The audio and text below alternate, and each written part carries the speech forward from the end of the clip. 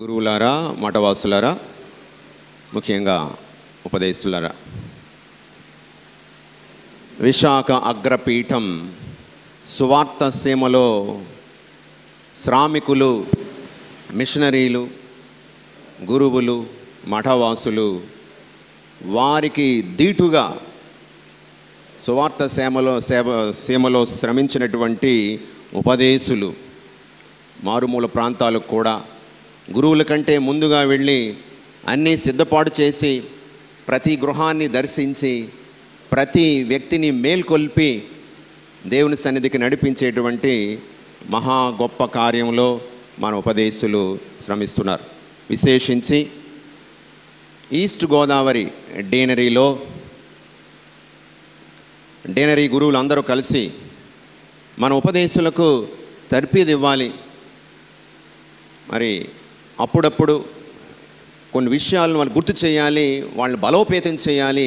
దేవుని మార్గంలో నడిపించడానికి, ప్రజలు నడిపించడానికి ముందు వారు సిద్ధపడి ఉండాలనే ఉద్దేశంతో ఉపదేశుల శిక్షణ కార్యక్రమం, కేటగిస్ట్ ట్రైనింగ్ అనేటువంటిది ఏర్పాటు చేద్దామని తలంచి ఈరోజు తేదీ నిర్ణయించడం, మిమ్మల్ని అందరూ ఆహ్వానించడం, ఈ కార్యక్రమంలో మనం పాల్గొనడం జరుగుతుంది.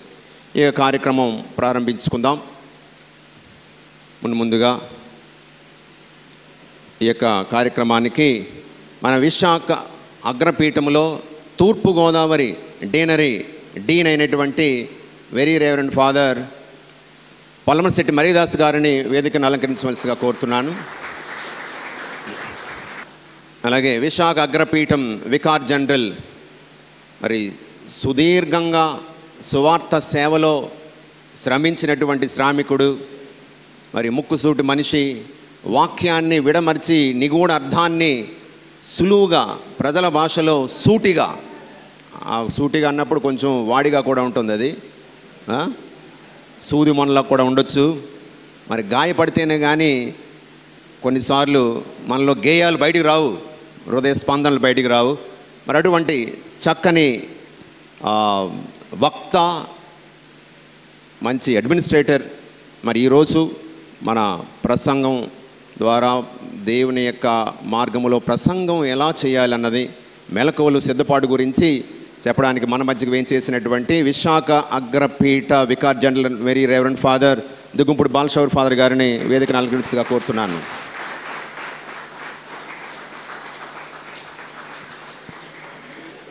జీవశ్రుతి దిగ్గజం, వారి కలం నుండి జాలువారినటువంటి మాటలతో మహిమలు చేయగలిగినటువంటి మహోన్నతమైన వ్యక్తిత్వాన్ని ఫాదర్ దూసి దేవరాజు గారి యొక్క రూపంలో దేవుడు విశాఖ అగ్రపీఠానికి అందించిన ఆణిముత్యం. వారి మాట, వారి యొక్క రాత, వారి స్వరం మనల్ని దేవుని యొక్క దైవ భక్తిలో ఓలలాడించింది.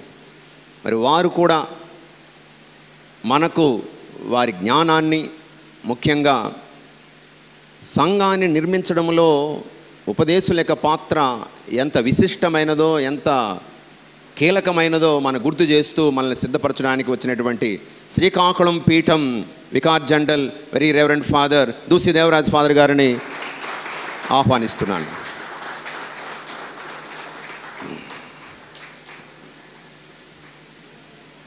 మన విశాఖ అగ్రపీఠానికి పాస్టరల్ సెంటర్ డైరెక్టర్గా ఈ మధ్య బాధ్యతలు చేపట్టినటువంటి బోని ప్రేమ్ కుమార్ ఫాదర్ గారు చాలా దూరం నుంచి మన మధ్యకు వచ్చారు. వారు మనతో ఉంటారు, మనల్ని ప్రోత్సహిస్తారు. వారిని కూడా సభాముఖంగా వేదికను అలంకరించేందుకు ఆహ్వానిస్తున్నాను.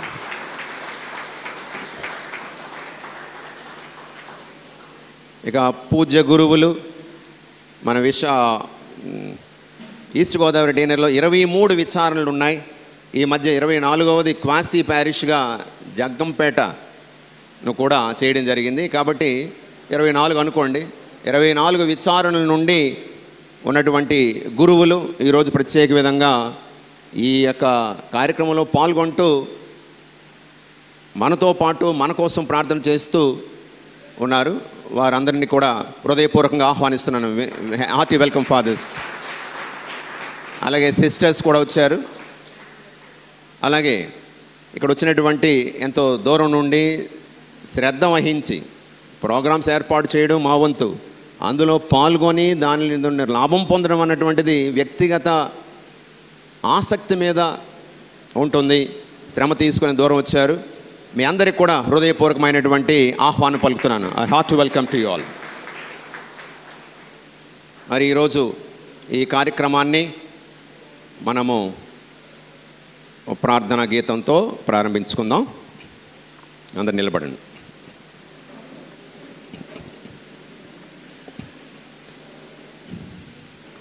పరలోకమందున్న మా తండ్రి,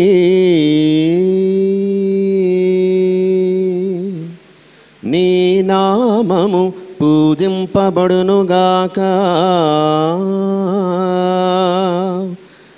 నీ రాజ్యము వచ్చునుగాక, నీ చిత్తము పరలోకమందు నెరవేరునట్లు భూలోకమందును నెరవేరునుగాక, నెరవేరునుగాక.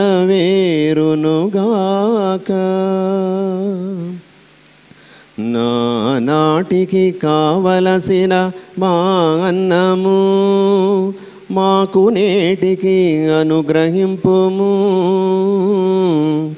మా యొద్ద అప్పుబడిన వారిని మేము మన్నించునట్లు మా అప్పులను. ప్రజల మధ్య ఈ యొక్క డేనరీలో వివిధ విచారణలో వేళంగి, యానాము, ద్రాక్షారామం ఇటువంటి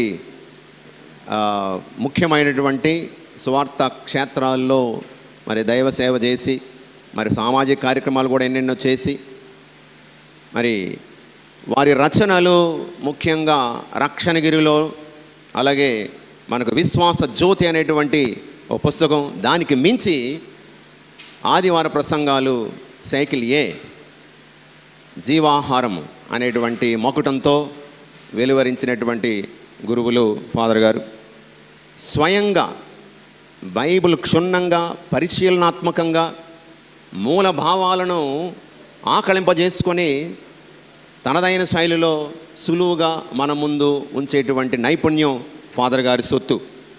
మరి మమ్మల్ని ఆహ్వానించగానే చాలా ప్రేమతో సుదీర్ఘమైనటువంటి ప్రయాణం చేసి మన మధ్యకు వచ్చారు.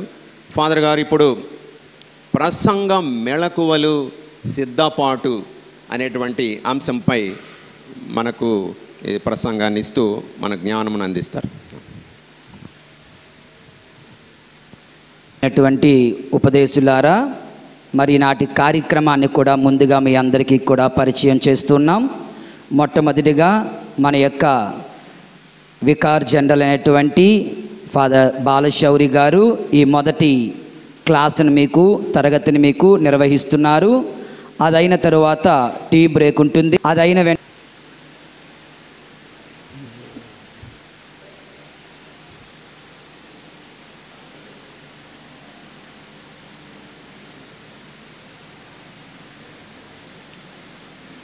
ప్రభునందు ప్రియులారా,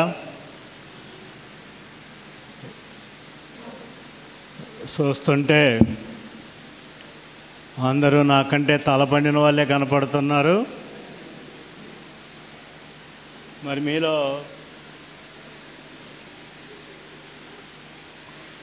బహుశా మీలో చాలామంది ఇప్పటికే మరి మంచి బోధకులు అయి ఉంటారని అనుకుంటున్నాను. మరి ఇంకా ఇప్పుడు మీకు ఏ మెలకువలో ఏమిటో మరి ఆలోచించాలి. ముందుగా ఎందుకు మనం ప్రసంగాలు చెప్పాలి, లేక మీరు ఎందుకు ప్రసంగాలు చెప్తున్నారు? జవాబు చెప్పాలి. ఎన్నో సంవత్సరాలు చూస్తుంటే కొంతమంది కొన్ని సంవత్సరాలుగా చెప్తూ ఉండవచ్చును. ఎందుకు మీరు ప్రసంగం చెప్తున్నారు? దాని జవాబు వస్తేనే నేను తర్వాత కంటిన్యూ అవుతాను, లేకపోతే అవను. దేనికోసం మీరు ప్రసంగాలు చెప్తున్నారు? లేకపోతే ఎవరైనా గురువులైనా మీరైనా ఎవరైనా ఎందుకు ప్రసంగం చెప్పాలి?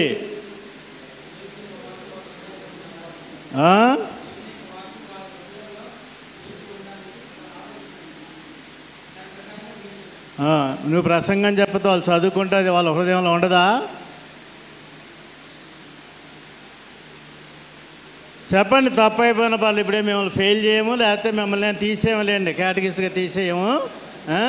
మీకు తెలిసిన సమాధానాలు మీరు ఇన్ని సంవత్సరాల నుంచి చేస్తున్నారంటే వెంటనే ఈ పాటికి టకైమని రావాలి. ఎందుకు మీరు ప్రసంగాలు చెప్తున్నారు? దేనికోసం చెప్తున్నారు? మీకు ఈ పాటికి మరి రావాలి, అర్థం అయి ఉండాలి. లేకుంటే దేనికోసం?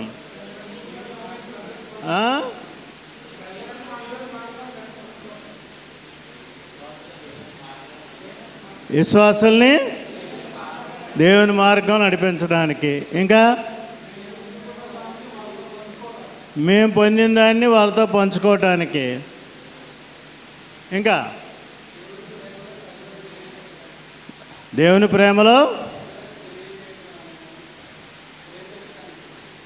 ప్రేమలో ఎలా జీవించాలో నేర్పించడానికి, ఇంకా సత్యాన్ని తెలుసుకోవటానికి. చాలాసార్లు మన ప్రసంగాలు ఎదుటివారికి నీతులు చెప్పటానికి, దాన్నే శ్రీరంగ నీతులు కూడా అని కూడా అంటారు. నీతి పాఠాలు, నీతులు చెప్పటానికి, సాధారణంగా జరుగుతున్నటువంటి విషయాల్లో నీతులు చెప్పటానికి. ఇంకా కొన్నిసార్లు మనం ఏదో చెప్పాలి, వెళ్ళాము, ప్రార్థనకి వెళ్ళాము, పూజకి వెళ్ళాము, మేము పూజ చేస్తున్నాం, మీరు ప్రార్థనకి వెళ్తున్నారు, అక్కడ ఏదో ఒకటి చెప్పాలి. కాబట్టి నేను చెప్పింది ఏదైనా తప్పంటే చేయెత్తి చెప్పండి, ఇది కరెక్ట్ కాదని. ఏం పర్వాలేదు, నేనేమనుకోను, యు ఆర్ ఫుల్ ఫ్రీ. నేను చెప్పినవి ఏమైనా తప్పుంటే మీరు చెప్పండి. కాబట్టి చాలాసార్లు వాక్యం కంటే నీతి బోధలు. ఇక కొంతమందికి ఏంటంటే విమర్శించటానికి, మన ముందున్న ప్రజల్ని విమర్శించటానికి, అవమానించటానికి, పబ్లిక్గా పులిపెట్టి నుంచి కానీ లేకపోతే మీరు కానీ ఇక్కడ ఉన్నప్పుడు చాలాసార్లు జరిగేటటువంటి విషయం ఏంటంటే వాళ్ళని విమర్శించడమే పని. ఎప్పుడు చూసినా విమర్శించడమే, అవమానించడమే. ఇది కూడా కొంతమంది చేసేటటువంటి పని. ప్రసంగం అనుకుంటా అంటే ఇది అని కొంతమంది అనుకుంటుంటారు. ఇంకా కొంతమంది అయితే బెదిరించడం. ఏటి బెదిరించడం అంటే మనకేదో కావాలని కాదు. ఉదాహరణకి అదిగో రెండో రాకడ వచ్చేస్తుంది, భయపెట్టడం, జనాల్ని భయపెట్టడం, ఇది కొంతమంది ఉద్దేశం. ఆ విధంగా బెదిరించడము, భయపెట్టడం కొరకు. ఇంకా కొంతమంది మెప్పు కోసం, నేను మంచి బోధకుడిని మెప్పు పొందటానికి, పేరు పొందటానికి. అదిగో 2 తిమోతి లేఖలో పౌలు గారు ఒక మాట చెప్తారు, వారికి ఇష్టమైనవి చెప్పటానికి. ప్రజలకు ఇష్టమైనవి చెప్పాలి, కష్టమైనవి చెప్పకూడదు, యథార్థం చెప్పకూడదు, సత్యం చెప్పకూడదు. ఏం చెప్పాలి? వాళ్ళకి ఇష్టమైనవి చెప్పే వాళ్ళని ఆదరించేవారు ఉంటారని 2 తిమోతి 4వ అధ్యాయంలో మనం ఆ మాట వింటూ ఉన్నాం. ఇంకా ప్రసంగాలు చెప్పేది దేనికోసం అంటే స్వలాభం కోసం, బ్రతుకు తెరువు కోసం. ఇది కూడా చాలామంది చేసే పని, మన బ్రతుకు తెరువు కోసం. ఇక మరొకటి మన సొంత ఆలోచనలు, సొంత వ్యాఖ్యానాలు, దేవుని వాక్యానికి సొంత వ్యాఖ్యానాలు, సొంత ఆలోచనలు, ఇలాగా చేసేవాళ్ళు చాలామంది ఉన్నారు. ఇక కొంతమంది ప్రసంగం చెప్పడం అంటే ఎవరో ఒకరు ఉంటారు, ఏదో ఒకటి చెప్తుంటారు, వాళ్ళ మీద పగ తీర్చుకోవటానికి ఉదాహరణకి నేనున్నాను అనుకోండి, నన్ను ఎవరైనా విమర్శించారనుకోండి, నాకు ఎక్కడ దొరుకుద్ది సమయం? ప్రసంగంలో దొరుకుద్ది. అక్కడ శుభ్రంగా తిట్టిపడేయటం, ఈ కోపం అంతా అక్కడ చూపించటం, ఇది ఇలాగా మనందరము చాలామంది చాలాసార్లు చేసేటటువంటి పని. అందరము అన్నిసార్లు చేస్తున్నామని కాదు. ఇటు గురువులైతేనేమి, బోధకులైతేనేమి, అందరికి కూడా ఈ లోపాలు కనిపిస్తూ ఉన్నాయి. ఈ ప్రసంగం అంటే ఇది కాదు, మన ప్రసంగాలంటే ఇవి కాదు, ఏదో మన కోసం కాదు. ఇప్పుడు గలాతీయులకు రాసిన లేఖ 4వ అధ్యాయము చూడండి. గలాతీ 4:19. గలాతీయులకు రాసిన లేఖ 4:19.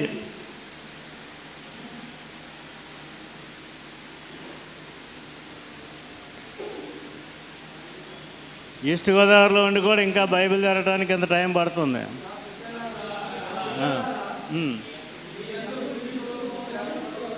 మీ యందు క్రీస్తు రూపము ఏర్పడు వరకు స్త్రీ ప్రసవేదన వలె నేను మరలా మేము గురించి బాధపడుచున్నాను. ఏమైనా అర్థమైంది ఆ వాక్యం?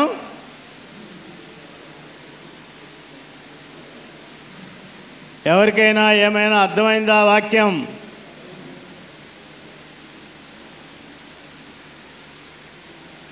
ఏమర్థమైంది చెప్పండి, మీరు చెప్పండి, మీకు ఏమర్థమైందో చెప్పండి. అదే మీకు ప్రసంగానికి వచ్చిందనుకోండి, ఏం ప్రసంగం చెప్తారు దాని మీద, లేకపోతే ఏం మీరు రిఫ్లెక్షన్ ఇస్తారు?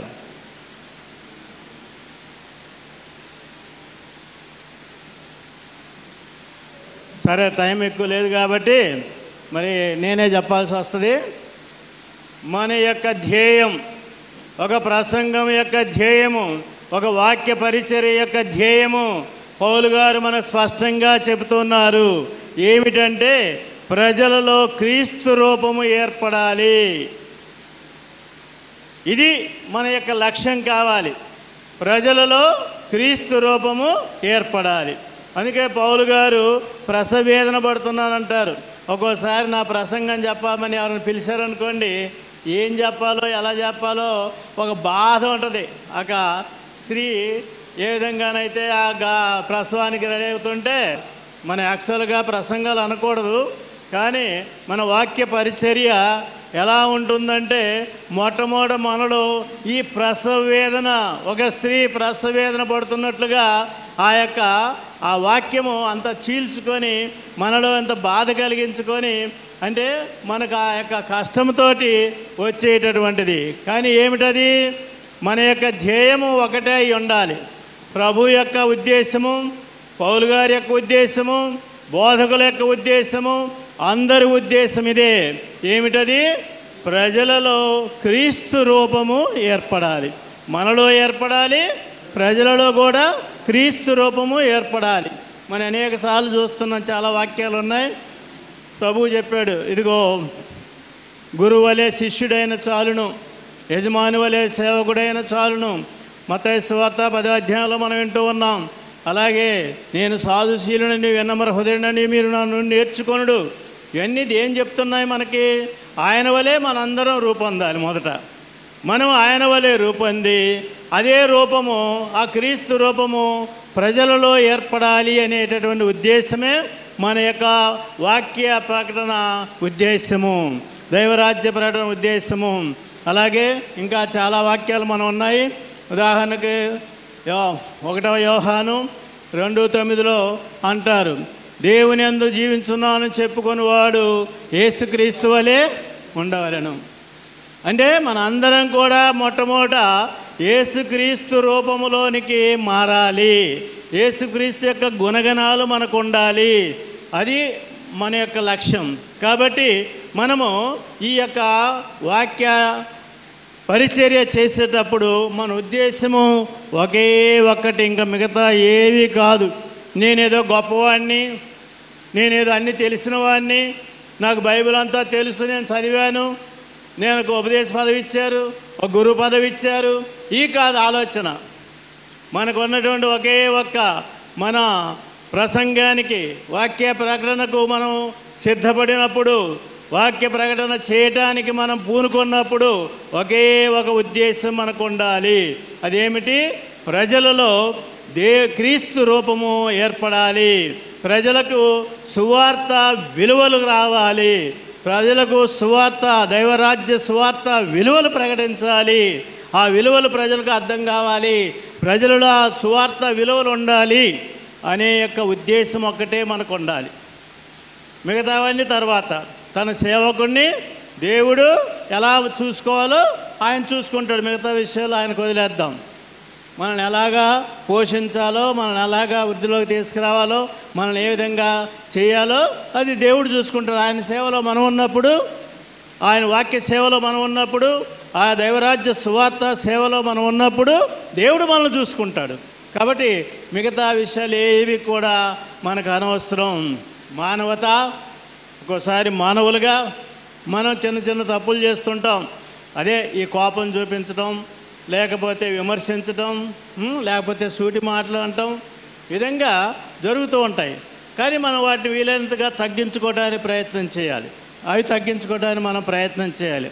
మానవత మనకు ఆటోమేటిక్గా కొన్నిసార్లు వస్తుంటాయి, అవన్నీ ఉంటాయి. కానీ వాటిని తగ్గించుకొని ఇదిగో ప్రజలలో ఇదిగో క్రీస్తు రూపము ఏర్పడాలి. మన సేవ యొక్క, మన సువార్త సేవ యొక్క లక్ష్యము పౌలు గారు చెప్పినట్లుగా ఇది మనం గుర్తుపెట్టుకోవాలి మొదట. సో ఓకేనా? ఏమన్నా తేడా ఉందా? ఏమన్నా తేడా ఉందా? ఇది సత్యము, అవన్నీ తర్వాత సంగతి. మొట్టమొదట ఇది. అయితే కొన్నిసార్లు మనకి మన బోధకుల్లో ఉన్నటువంటి ఇంకా కొన్ని అవలక్షణాలు చూద్దాం. ఇర్మియా ప్రవక్త గ్రంథం తీసుకోండి.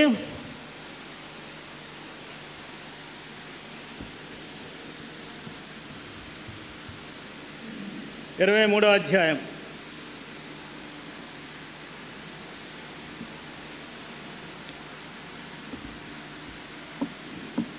ఇర్మియా 23వ అధ్యాయం 11వ వచనం చదవండి.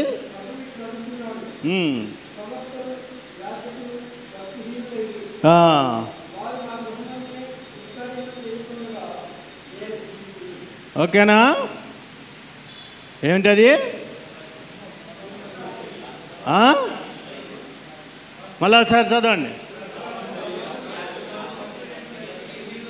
భక్తిహీనులైరి. ఆ మాట బాగా జ్ఞాపకం పెట్టుకోండి. ఆనాడు 100 సంవత్సరాల క్రితమే ప్రవక్త మనకు తెలియజేస్తున్నాడు. నేటి రోజుల్లో నెమ్మదిగా ఈ భక్తి అనేది మనలో తగ్గిపోతుంది, విశ్వాసం అనేది తగ్గిపోతుంది. బోధకులు ఎవరైనా సరే కావచ్చు, కానీ ఇది ఒక నగ్న సత్యాన్ని ఆనాడే ఇర్మియా ప్రవచించాడు. 21వ వచనం.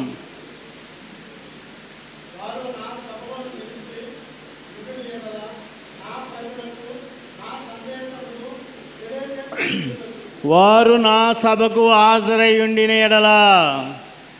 ప్రభునందు ప్రియులారా, మొట్టమొదట మనము దేవుని వాక్యాన్ని ప్రకటించడానికి పూనుకున్నప్పుడు మొట్టమొదట దేవునితో సంబంధం, దేవుని వాక్యంతో సంబంధం.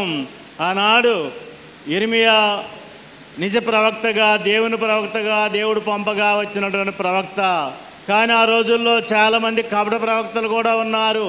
వారు కూడా దేవుని పేర ప్రకటిస్తూ ఉన్నారు. ఆ సమయంలో ప్రభువు చెప్తున్నాడు ఏమని?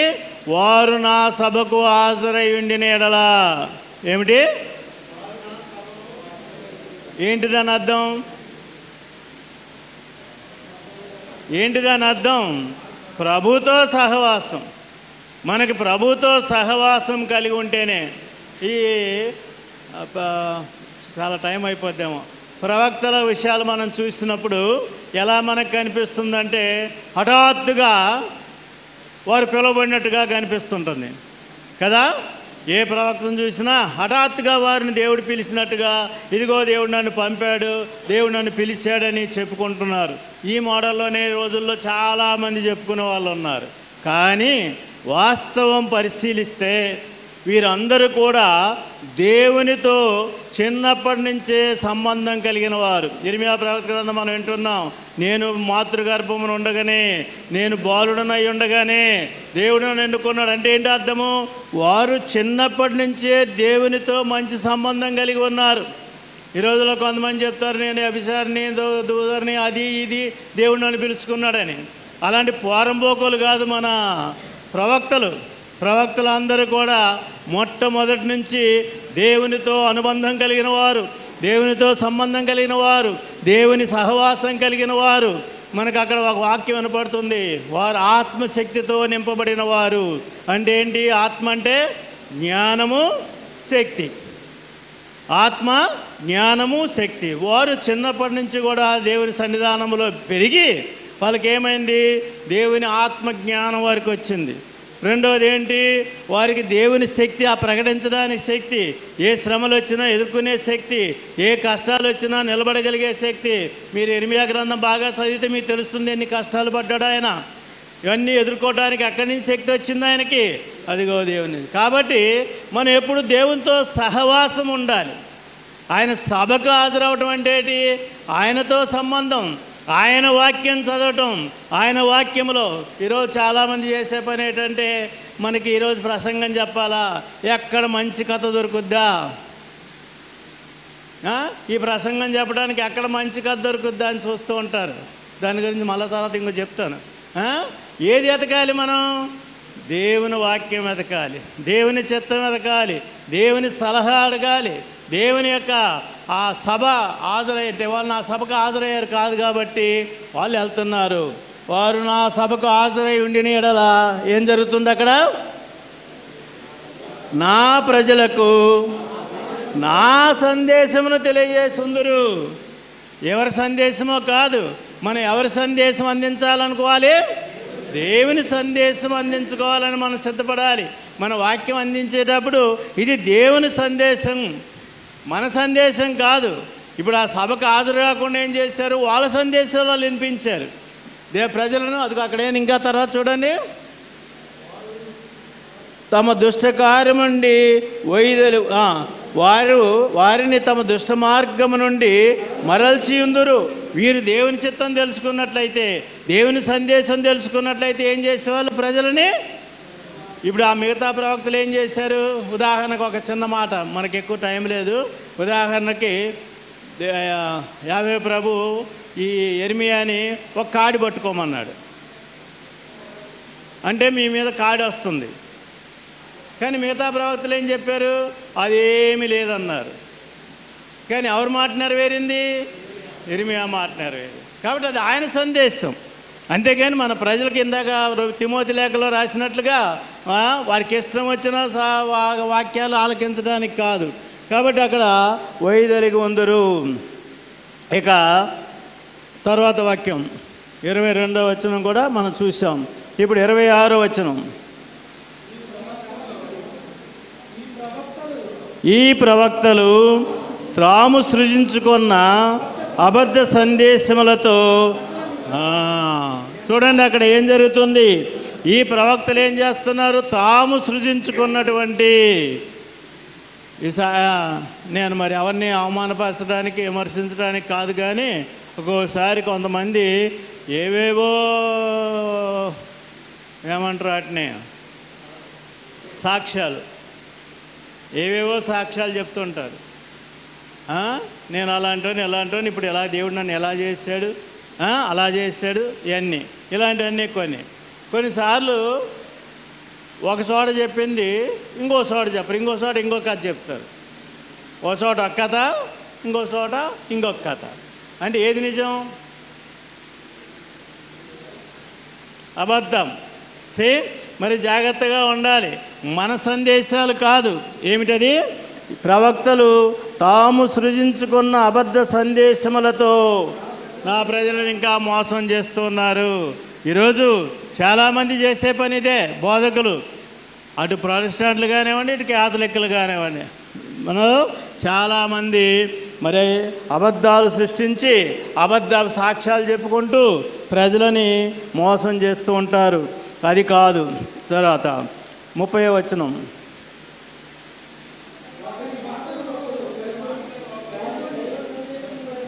ఒకరి మాటలు ఒకరు గైకొని వానిని దైవ సందేశం వలె ప్రకటించే ప్రవక్తలని నాకు గిట్టదు. గమనించండి.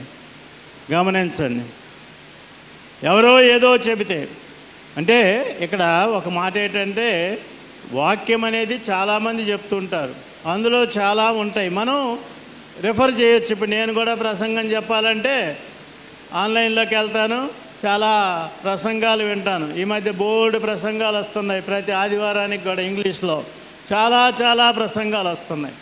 అయితే అక్కడ వాళ్ళ మాటలు తీసుకొని చెప్పడం కాదు, ఒక భావం తీసుకోవచ్చు, తప్పులేదు. కానీ సాధారణంగా ఏం జరుగుతుందంటే ఇవన్నీ కూడా మన క్యాథలిక్లు చేస్తున్నారు కాబట్టి అందులో అసత్యానికి తావులేదు. యూట్యూబ్లో చాలా ఇంగ్లీష్ ప్రసంగాలు వస్తుంటాయి ప్రతి ఆదివారానికి. అన్నీ కొన్ని వింటాను, కొన్ని వినలేను, కానీ వింటూ ఉంటాను. వింటూ ఉన్నప్పుడు ఇక్కడ ఏంటి వాళ్ళు ఆయన చెప్పింది, మానవులు చెప్పినటువంటి. ఇప్పుడు ఒక్కోసారి కొంతమంది ఏం చేస్తుంటారంటే ఎవరైనా రాసిన పుస్తకం ఒకటి పెట్టుకొని చదివేస్తుంటారు.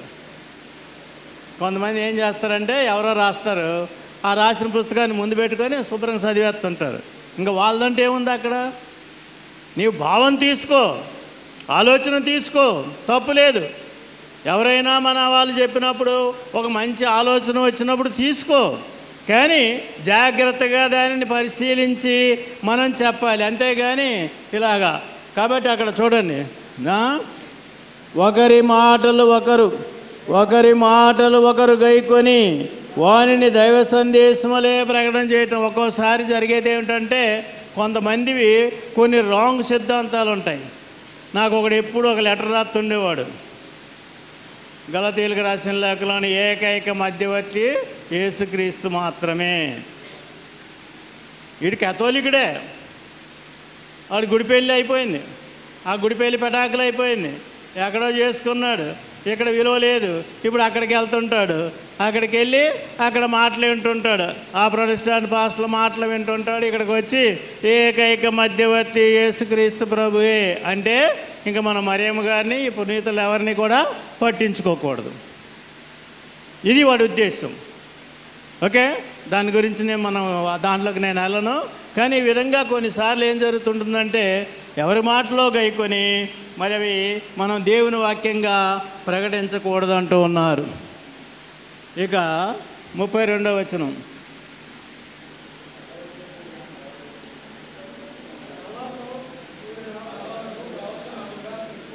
కళ్ళలతో కూడిన కలలను ప్రవచనములుగా చెప్పు మాయ ప్రవక్తలని నాకు కుదరదు. ఇది చాలామందికి చాలా కళ్ళు వస్తుంటాయి. చాలామందికి కళ్ళు వస్తుంటాయి. నేను ఇక్కడ వేలంగిలో పనిచేస్తున్నప్పుడు ఒక అమ్మ నా దగ్గరకు వచ్చేది పక్క విచారణ నుంచి. ఫాదర్ గారండి, నాకు దేవుడు కల్లో కనపడ్డాడండి, నన్ను వాక్యం బోధించమంటున్నారండి, ఉపదేశిగా పనిచేయమంటున్నారండి అని చెప్తూ ఉంది. సరేనమ్మా అని 1-2 సార్లు అన్నాను. మళ్ళా చెప్తుంటే ఈసారి దేవుడికి చెప్పు నాయన, నాకు చెప్తే ఉపయోగం, వెళ్ళి మా బుద్ధి లేని ప్యారిస్ పీస్కి చెప్పండి ఆ మాట. మరి మా ప్యారిస్ పీస్కి బుద్ధి రావట్లేదు, చెప్తుంటే వింటం లేదు, నన్ను కేటగిస్ట్గా పెట్టమంటే పెట్టడం లేదు. కాబట్టి ఏం చేయాలి, ఈసారి కనపడితే చెప్పు, ఏమని, మా ప్యారిస్ పీస్ దగ్గరికి వెళ్ళి ఆ బుద్ధి లేనివాడికి చెప్పండి నన్ను కేటగిస్ట్గా పెట్టుకోమని. అంతేగాని నీకు చెప్తే నీకు ఎవరికి లాభం, ఎవరికి సాక్ష్యం? అదే ఆ ప్యారిస్ పీస్ చెప్పారనుకోండి, అలానా అమ్మ మరి పౌలు గారిలాగా ప్రసంగాలు చెప్పుద్ది, పేతురు గారిలాగా చేస్తుంది, కాబట్టి ఆమెను పెట్టుకోమని చెప్పమనండి. కళలు, ఈ కళలు తప్పుడు కళలు, కానీ తప్పుడు సాక్ష్యాలు చెప్పేవాళ్ళు. నాకు ఆయన కనపడ్డారు, నాకు యేసుప్రభు కనపడ్డారు, నాకు ఏది కనపడ్డారు. కొంతమందికి ఏంటంటే వాళ్ళ యొక్క అనుభవము, వాళ్ళ యొక్క విశ్వాసము కొన్నిసార్లు వాళ్ళకి ఒక ఇదిగా కనపడుద్ది, అది వేరే విషయం. కానీ చాలాసార్లు జరిగేది ఏంటంటే తప్పుడు కళలు, కళలు వీటిని ఎంతవరకు నమ్మవచ్చు అనేది మనం ఆలోచించాలి. అందరికీ కళ్ళు వస్తాయి. ఇప్పుడు చెడు కళ వచ్చింది అనుకోండి, నెరవేరుద్దా? ఇవన్నీ కళ్ళు అనేటటువంటి మన మానసిక పరిస్థితిని బట్టి, మన సైకలాజికల్ పరిస్థితిని బట్టి కొన్ని కళ్ళు మనకు వస్తూ ఉంటాయి. చాలా నాకు ఎప్పుడూ కళ వస్తుంది. ఏంటంటే నేను ఎప్పుడు ట్రైన్ మిస్ అయినట్టు వస్తుంది. ఎందుకో తెలియదు, మరి ఏటో అది నాకు తెలియదు. ఎప్పుడు ట్రైన్ మిస్ అయినట్టే. ప్లాట్ఫామ్ మీద ఉంటాను, ట్రైన్ మిస్ అయిపోతుంటాను. ఇంతవరకు దాని అర్థం ఏంటో నాకు తెలియలేదు. ఓకే, అది కాబట్టి మనము చూడండి, మనకి బోధకుల్లో ఉన్నటువంటి కొన్ని అవలక్షణాలు. ఇప్పుడు మీ అందరికీ తెలిసినటువంటి మత్తయి సువార్త 7వ అధ్యాయము 22వ వచనానికి వెళ్ళండి. మత్తయి సువార్త 7వ అధ్యాయం.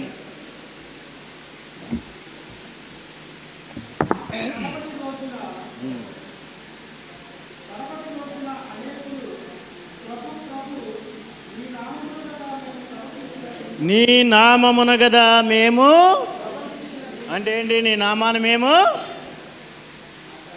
ఏం చెప్పాం? ప్రసంగాలు చెప్పాం. మా నామామున మేము ప్రసంగాలు చెప్పాం, అద్భుతాలు చేసాం. ఏమన్నారు అప్పుడు? ఏమన్నారు? మీరెవరో గొప్ప ప్రసంగాలు చెప్పచ్చు, గొప్ప ప్రసంగాలు చెప్పచ్చు, గొప్ప అద్భుతాలు చేయొచ్చు, ఉన్నవి లేనివన్నీ కూడా. లేనోడికి కూడా రాగం తెచ్చేసి అద్భుతాలు చేస్తారు.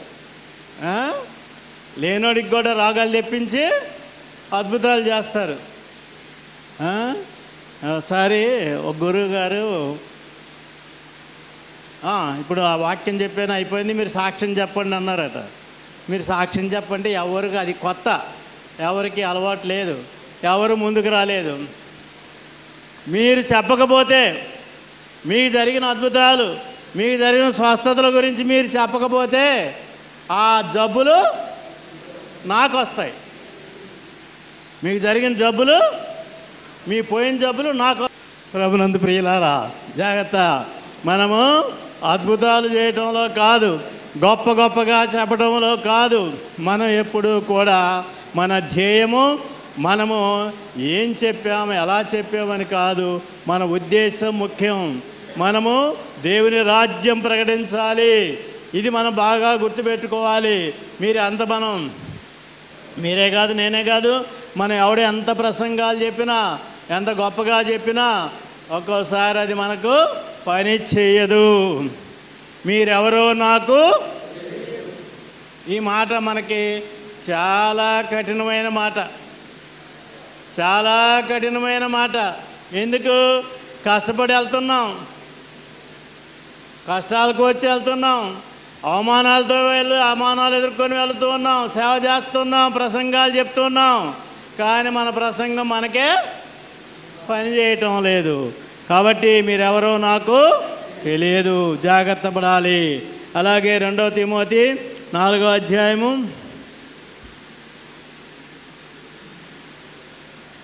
2వ తిమోతి 4వ అధ్యాయము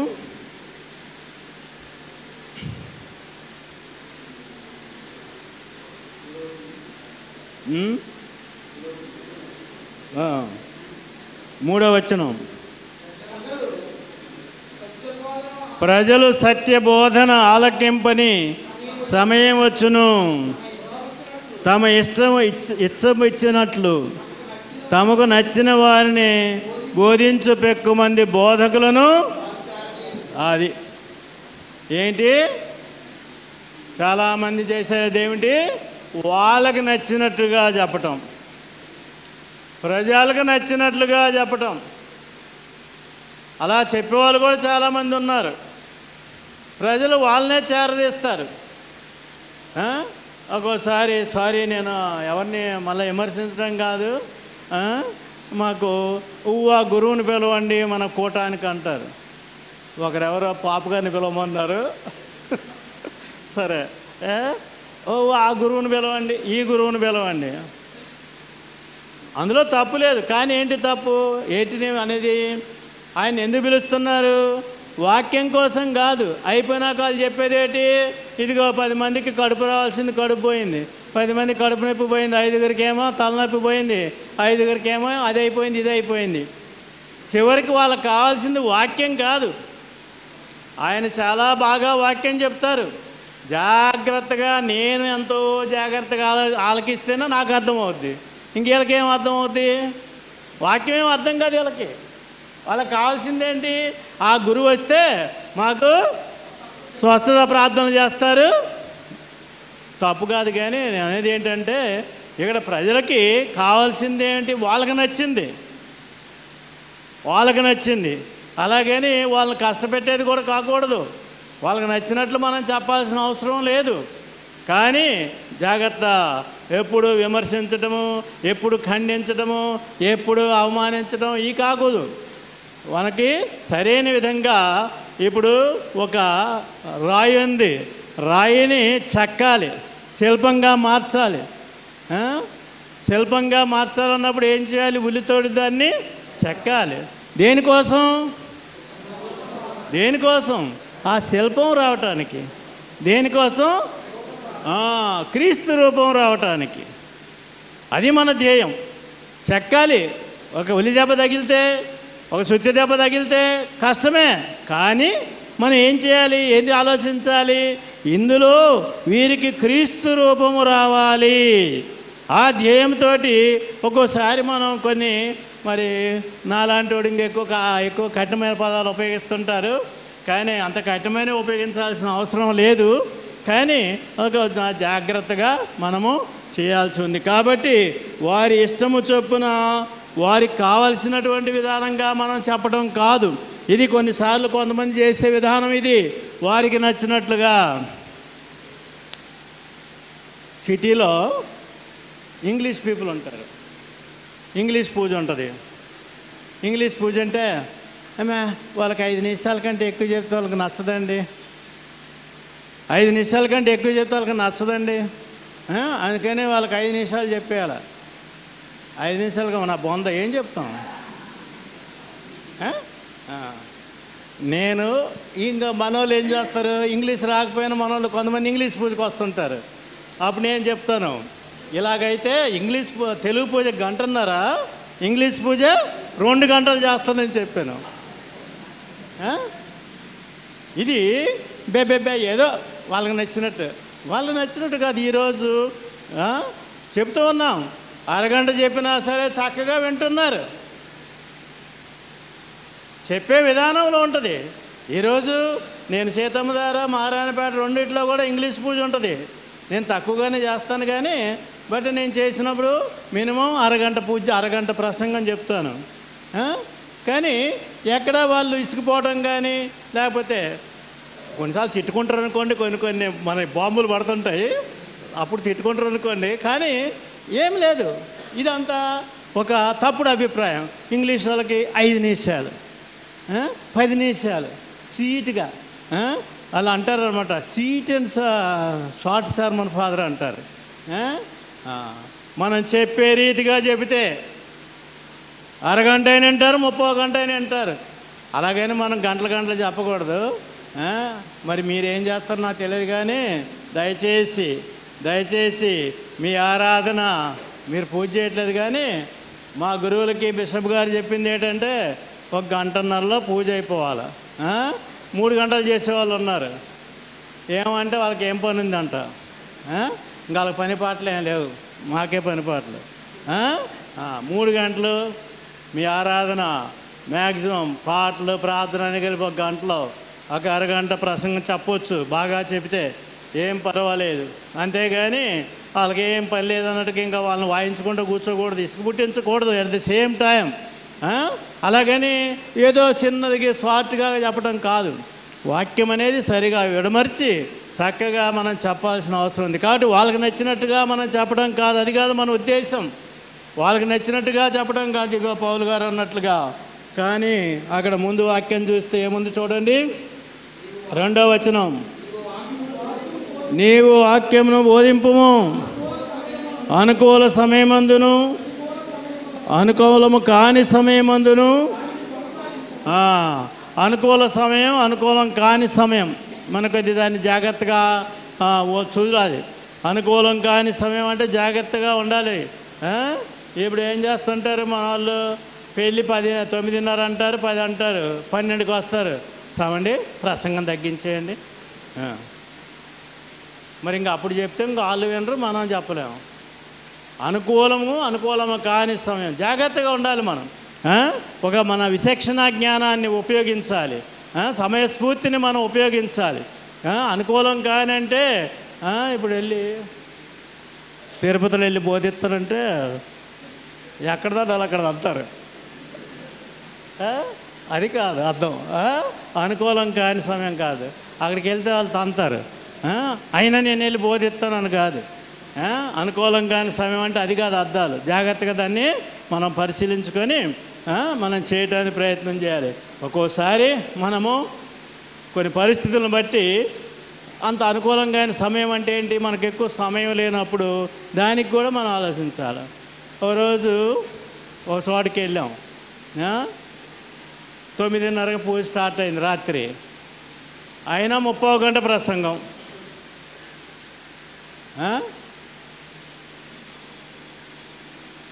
సమయాలు మనం చూడాలి. కొన్నిసార్లు మనం అడ్జస్ట్ చేసుకోవాలి. నేను అలాగనే ప్యారిస్ బీచ్ని అడుగుతాను, ఎంతసేపు చెప్పాలి అని.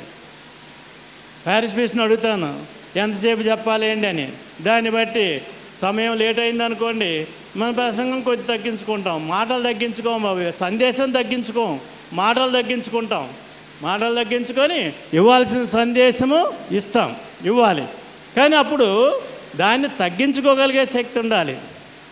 మాకు సెమినార్లో ఈ ప్రసంగాలు తయారవడానికి చెప్పిన దాంట్లో ఒక మాట చెప్పాడు మా గురుగారు. అప్పుడు నన్ను 21 గంట లేదా 24 గంటలు చెప్పమంటే, 1 నిమిషం టైం ఇచ్చి 24 గంటలు చెప్పమంటే చెప్పేస్తాను. కానీ 1 నిమిషం చెప్పమంటే 24 గంటల టైం నాకు కావాలంటాను. అర్థమైందా మీకు అక్కడ విషయం? 1 నిమిషం చెప్పాలంటే 24 గంటలు మనం తయారవ్వాలి. అదే 24 గంటలు చెప్పడానికి 1 నిమిషం చాలు.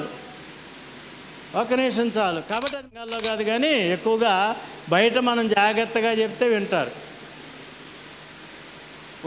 ఒప్పించాలి ఒప్పించే శక్తి రావాలి మన ప్రసంగాల్లో.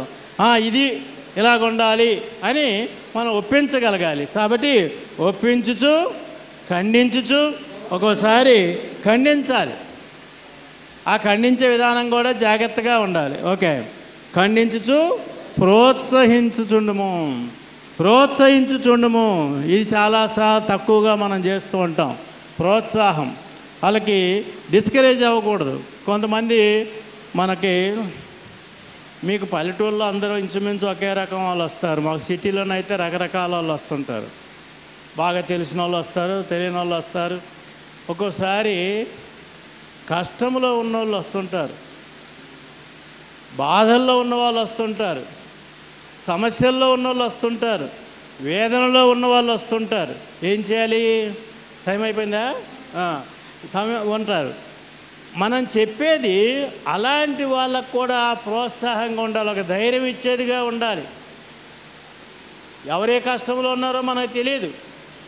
కానీ కొన్నిసార్లు నాకు అన్నిసార్లు అందరు చెప్పరు, కానీ నాకు చెప్పిన సందర్భాలు ఉన్నాయి. ఈరోజు మీ ప్రసంగం నా కోసం చెప్పినట్టుందండి. నేను చాలా జీవితంలో విరక్తిపోయి ఉన్నాను, చాలా కష్టంలో ఉన్నాను, బాధలో ఉన్నాను, నేను చాలా సమస్యల్లో ఉన్నాను, నాకు ఎంతో వేదనగా ఉంది. కానీ ఈరోజు మీరు చెప్పిన వాక్యాన్ని బట్టి నాకు ధైర్యం వచ్చిందండి. ప్రోత్సహించుచుండుము. మనకు తెలియదు మన వాక్యము, మన మాటలు ఎక్కడ ఎలా ఎవరు పని చేస్తాయో మనకు తెలియదు. అందులో రకరకాల వాళ్ళు ఉంటారు, కొంతమందికి కష్టంగా ఉండవచ్చు. కానీ మనం చెప్పిన వాక్యాలు ఒక్కోసారి అలాంటి వాళ్ళకు కూడా ప్రోత్సాహంగా ఉండాలి. మన మాట మన వాక్యం విన్న తర్వాత ఈ దేవుని వాక్యం ఉపశమనం పొందాలి. వాళ్ళు ఉపశమనం పొందే రీతిగా కూడా ఉండాలి. ఎప్పుడు తిట్టడం, ఎప్పుడు ఖండించడమే కాదు.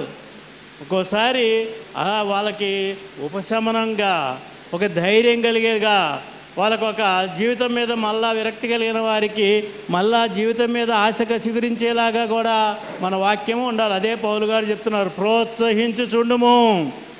ప్రోత్సహించుచుండుము ప్రభునందు ప్రియులారా.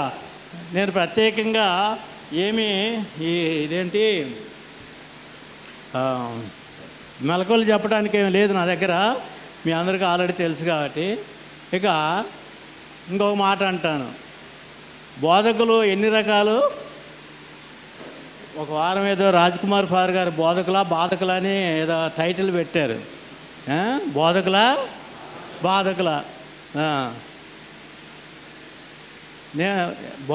బోధకులు ఎన్ని రకాలు ఉన్నారు? ఏంటి ఏంటి 2 రకాలు?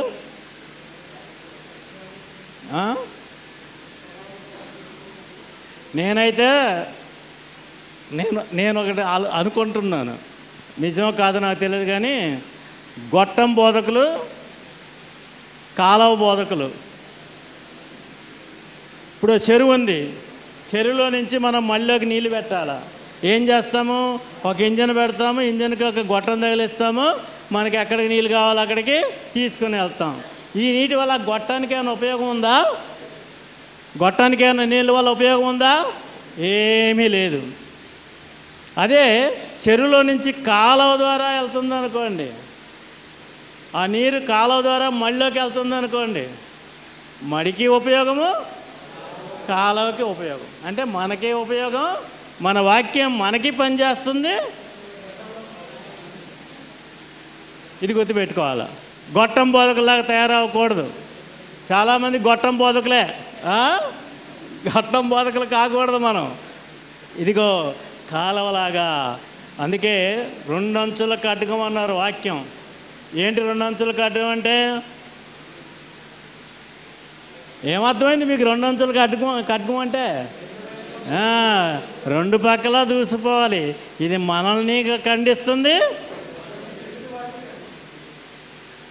ఏమైనా మంది ఒక సైడ్ కత్తి కాకూడదు, వాళ్ళని పొడిచే కత్తి మాత్రమే కాకూడదు. ఇది దేవుని వాక్యము 2 అంచుల ఖడ్గము. అంటే ఏంటి? మనల్ని ముందు అది బాగుపరుస్తూ, మనల్ని సవరిస్తూ, మనల్ని బాగు చేస్తూ అది అవతలకి వెళ్ళాలి. అప్పుడు ఇదిగో ఆ మడికి ఉపయోగం, కాలువ చుట్టూ కూడా మంచి మొక్కలు,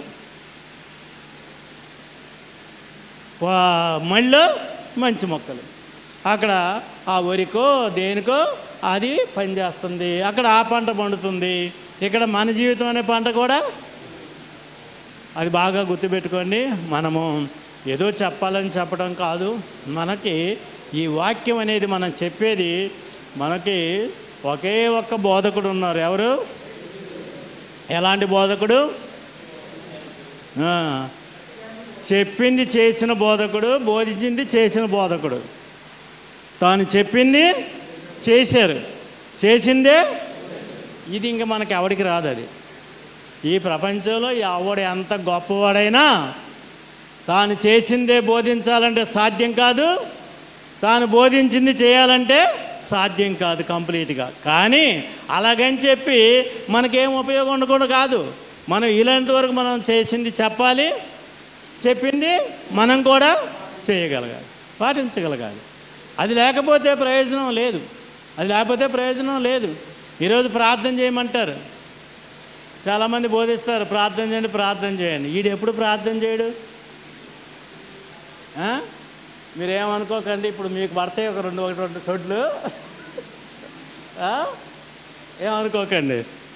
నేను అబ్జర్వ్ చేసిందే చెప్తున్నాను, కల్పించి చెప్పటం లేదు.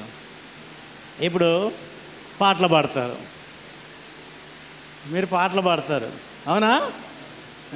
ఎలా పాడతారు? ఇప్పుడు బాలసుబ్రహ్మణ్యం పాటకి నువ్వు పాడిన పాటకి తేడా ఏంటి? బాలసుబ్రహ్మణ్యం పాట పాడాడు, ఏంటి చాలామంది నడిపించున్నావా, లేకుంటే ఇంకా ఏంటి పాపిని దేవా పాడాడు. బాలసుబ్రహ్మణ్యం పాడాడు, ఆ పాటని ఇప్పుడు మనము పాడుతున్నాం. ఏంటి తేడా? బాలసుబ్రహ్మణ్యం తన డబ్బు కోసం పాడాడు. ఆయన ఎంత మాధుర్యంగా పాడవచ్చు, ఎంత అన్ని గమకాలు లేక అన్నీ కలిపి కూడా ఆయన పాడవచ్చు. మనం అంతగా పాడలేకపోవచ్చు. కానీ వాళ్ళు పాడిన దానికి మనం పాడిన దానికి తేడా ఏంటంటే, మనము విశ్వాసముతో ఆ మాటలు మనకు అన్వయించుకుంటూ, ఆ మాటల అర్థాన్ని గ్రహించుకుంటూ, దాన్ని విశ్వసిస్తూ, దాన్ని నమ్ముతూ మనం పాడతాం. అవునా కాదా? ఇప్పుడు ఆయన నమ్మడు. ఇప్పుడు పాపిని దేవా, అదే ఎంత పాట, దేవా అనే పాపిని, నాకు చాలా ఇష్టమైన పాట అది. దేవా పాపిని నాకు చాలా ఇష్టమైన పాట. కానీ ఆయన పాడిన దాంట్లో నేను పాపిని ఒప్పుకుంటాడా? యేసుప్రభు దేవుడు ఒప్పుకుంటున్నాడా? కానీ మనం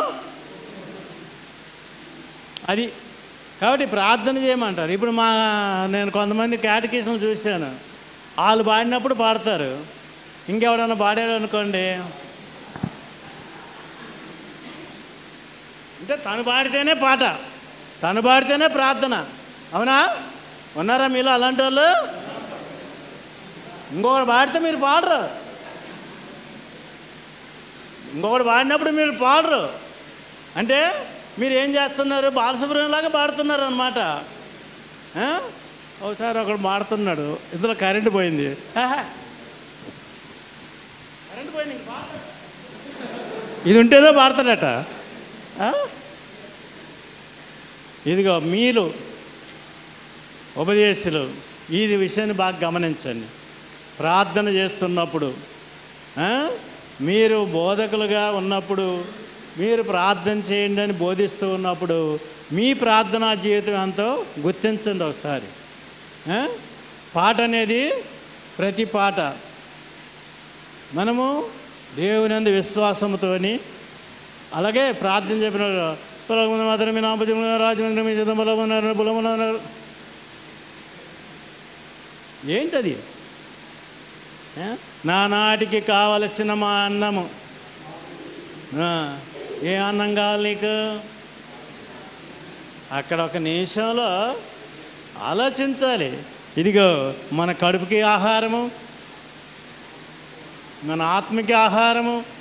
ఈరోజు మాకు కావలసిన ఆత్మాహారం, ఈరోజు మాకు కావాల్సిన జ్ఞానం, ఈరోజు మాకు కావలసినటువంటి శక్తి, ఈరోజు మాకు కావలసిన ఆత్మబలం, అవన్నీ అక్కడ ఉన్నాయి. నానాటికి కావలసిన ఏముంది అక్కడ? అదే మనం జాగ్రత్తగా నెమ్మదిగా చెప్పినప్పుడు ఏంటి అక్కడ? మనం ప్రార్థించాలి. ఏమని? ఈరోజు నాకే ఆహారం, కడుపుకి ఆహారం, శరీరానికి ఆహారం, ఆత్మిక ఆహారం, మనసుకి ఆహారం, మన బుద్ధికి ఆహారం. మనం ఈరోజు ఇదిగో ఏ తెలివితోటలతో ప్రవర్తించాలో, ఏ జ్ఞానంతో ప్రవర్తించాలో, ఏ వివేకం మనకు కావాల్సిన వివేకం అడుక్కోవాలి అక్కడ. అది ఎందుకని చెప్తున్నాను అంటే, ఇప్పుడు మనము ఏం చెప్తున్నాను? ఆచరించింది బోధించాలి, బోధించిందే ఆచరించాలి.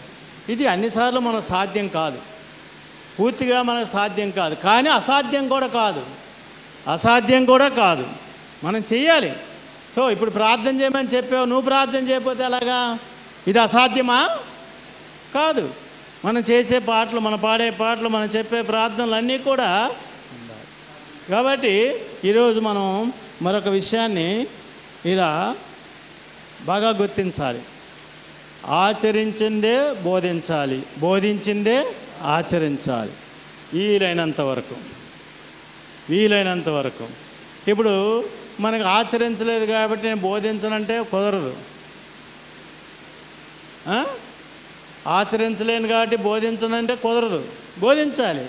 అందుకే ఒకసారి ఒక మంచి ఎవరో అన్నారు ఏంటంటే, ఆయన్ని బోధించనివ్వండి. బోధించగా ఆ బోధన ముందు వాడికి ఎప్పుడో ఒకప్పుడు తగులుతుంది. ఆ తగిలి అక్కడ వాడికి మారు మనసు. ఓకేనా? టైం అయినప్పుడు చెప్పండి. ఓకే, అది.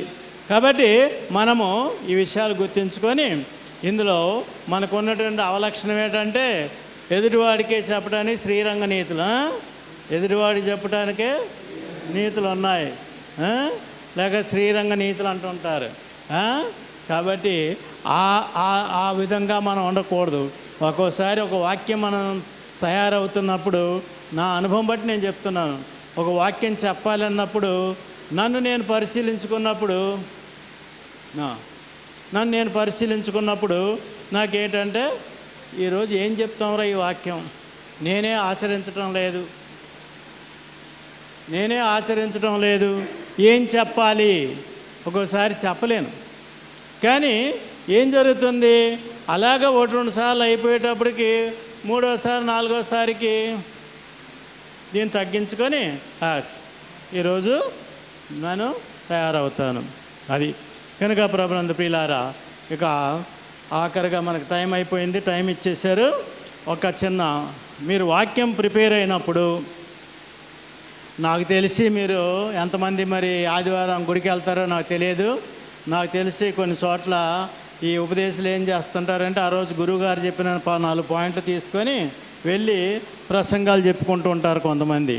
ఒకవేళ మీరు అలాగే వెళ్ళకుండా ఉన్నట్లయితే ఒక విషయం నేను చెప్పి ముగిస్తాను. అదేంటంటే, మనకి 3 పట్టణాలు ఉన్నాయి. 3 పట్టణాలు, రెండవ పట్టణం ఏంటంటే సంబంధం ఉండదు. ఒక లేఖ తీసుకుంటారు, ఆ లేఖ అంతా అలాగే వెళ్ళిపోతుంటుంది. ఒక్కోసారి మీ తగిలితే తగులుద్ది, లేకపోతే లేదు. కానీ 1వ పట్టణం 3వ పట్టణం మాత్రం ఎప్పుడూ కూడా ఒకే థీమ్ మీద ఉంటుంది, ఒకే అంశం మీద ఒకే సందేశం ఉంటుంది. ఇది జాగ్రత్తగా మనం గమనించాలి. ఇది మరి ఎవరేమనుకోవద్దు, మా ఫాదర్లు కూడా ఏమనుకోవద్దు. ఒక మాట, మొన్న ఒక ప్రసంగం వచ్చింది, ఏంటని 10 మంది కన్యకలది వచ్చింది. 10 మంది కన్యకలు వచ్చినప్పుడు ఆ యూట్యూబ్లో విన్నాను, అన్నీ విన్నాను. అందరూ దేని గురించి మాట్లాడారు? మీరు దేని గురించి మాట్లాడారు? 10 మంది కన్యకలు పోయిన వారమేనా? ఏం ప్రసంగం చెప్పారు? కొంతమందికి ఇంకా ఏం ఉండదు, గుడ్డెద్దు చేలో పడ్డట్టు ఏది నోటికొత్తా చెప్పడం ప్రసంగం అంటే. అది కూడదు, ఆడికి వెళ్ళిపోయి అక్కడ అప్పుడు ఏం చెప్పారు మీరు?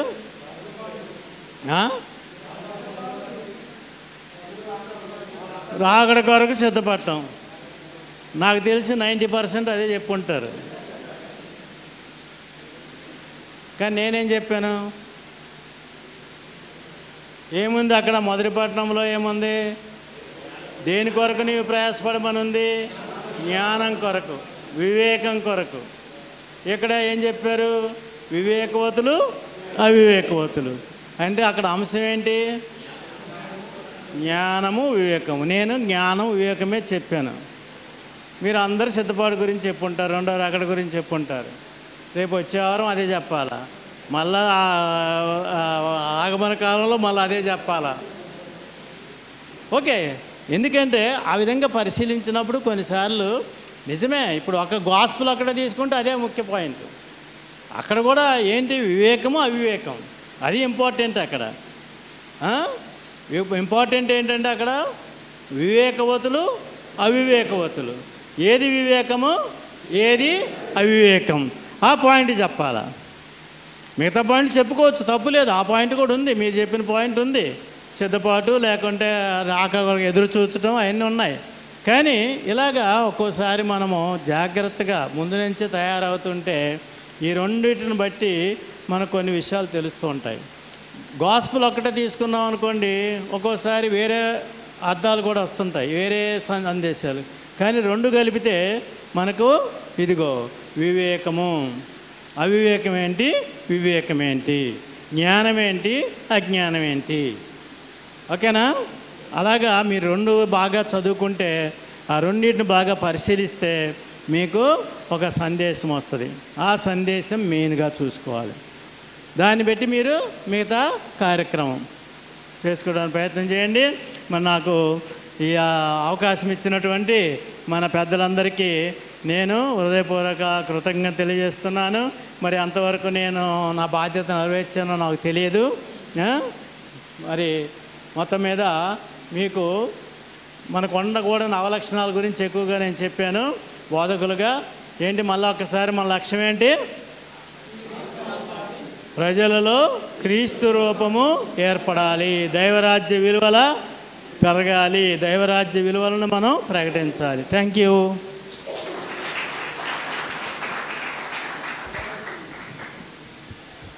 క్రీస్తు రూపము ఏర్పరచడమే బోధకుని యొక్క ఏకైక లక్ష్యము అయి ఉండాలి.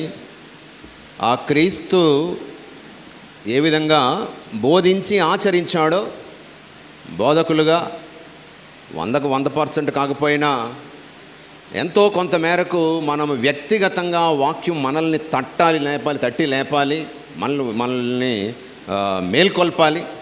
అప్పుడే మిగిలిన వాళ్ళని మేల్కొల్పుతాం. అందు గురించే మా తెలుగు మాస్టర్ ఉండేవారు, జ్వాలాముఖి అని. ఆ మాస్టర్ ఒక మాట చెప్తుండేవారు, ముందుగా మేల్కొన్న వాళ్ళు ఇంకా నిద్రపోతున్న వాళ్ళని మేల్కొల్పవలసిన బాధ్యత ఉంది.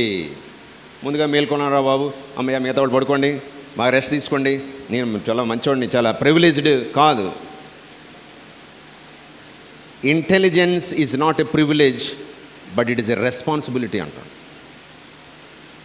ఇంటెలిజెన్స్ అంటే జ్ఞానము, వివేకం అనేటువంటిది మనకు ప్రత్యేక వరం. అది మా గొప్పతనం కాదు, మన గొప్పతనం కాదు, దాంతోపాటు ఒక బాధ్యత ఉంది. అప్పుడే నీకు ఇచ్చినటువంటి ఆ యొక్క వరం ఫలభరితం అవుతుంది. మరి ఈరోజు చక్కనైనటువంటి వాక్యాన్ని ఫాదర్స్గా మేము కూడా ఆ వాక్యంలో ఉన్నటువంటి సారాంశాన్ని మేము గ్రహించాము.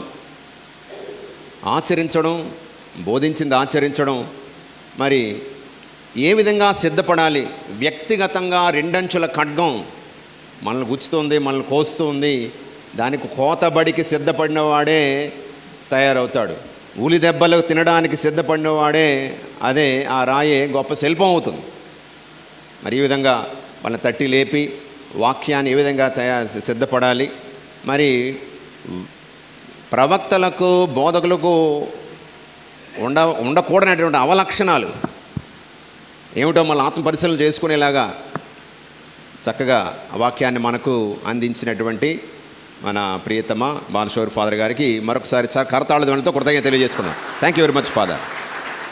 మరి ఫాదర్ గారిని మన యొక్క ప్రేమను చూపిస్తూ చిరు సత్కారాన్ని చేయవలసిందిగా యానం అలాగే ద్రాక్షారామ నుండి వచ్చినటువంటి కేటగిస్టులు ముందుకు రావాల్సింది కోరుతున్నాను. యానం అలాగే ద్రాక్ష చిరు సన్మానం.